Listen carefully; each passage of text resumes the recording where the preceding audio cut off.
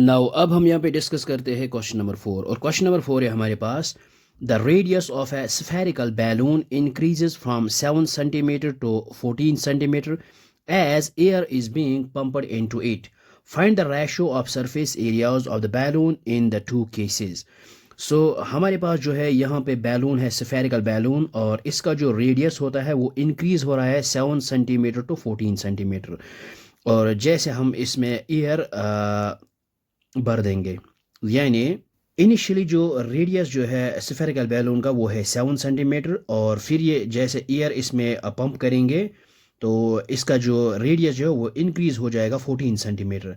और हमने यहाँ पे फाइंड आउट करना है ratio of surface areas of the ball in these two cases.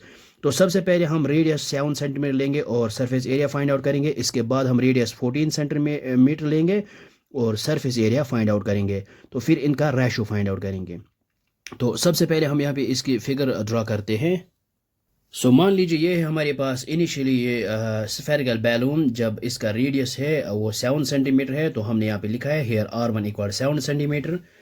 तो हम यहाँ पे लेंगे here R1 which is equal 7 centimetre और हम यहाँ पे सरफेस एरिया फाइंड आउट करेंगे, S1 से डिनोट करेंगे। We know that surface area sphere आता है 4 पाई आर स्क्वायर, लेकिन यहाँ पे रेडियस जो है R1, सो 4 पाई R1 का होल स्क्वायर आएगा यहाँ पे।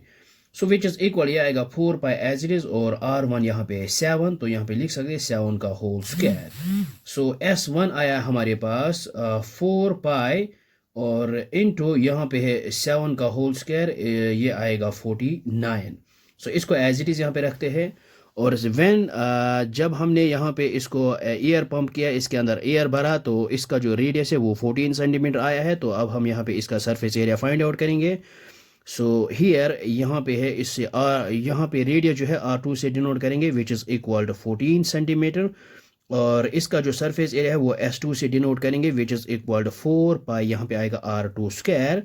सो S2 आएगा हमारे पास 4 पाई एज इट इज़ और R2 है हमारे पास 14 का होल स्क्वायर। नाउ अब हम यहाँ पे क्या करेंगे, अब हम यहाँ पे रेशो फाइंड आउट करेंगे। नाउ रेशो, इन दोनों का रेशो यहाँ पे फाइंड आउट करेंगे। सो ये आएगा हमारे पास S1 divide by S2 which is equal to, so S1 है हमारे पास ये 4 पाई और मल्टीप्लाई है 49 और डिवाइड बाय S2 जो है ये है 4 पाई इंटू यहाँ पे 14 का whole square as it is यहाँ पे रखते हैं 14 का होल स्क्वायर। सो अब हम यहाँ पे क्या करेंगे, ये जो है 4 पाई ये कैंसिल आउट करेंगे और यहाँ पे इसको यहाँ पे लिख सकते हैं 7 डिवाइड बाय 14 का होल स्क्वायर आएगा यहाँ पे। सो यहाँ पे लिख सकते हैं ये 7 का होल स्क्वायर क्यों लिखा है, क्योंकि यहाँ पे 49, हम यहाँ पे लिख सकते हैं 7 का square which is equal to 49 और यहाँ पे 14 का स्क्वायर।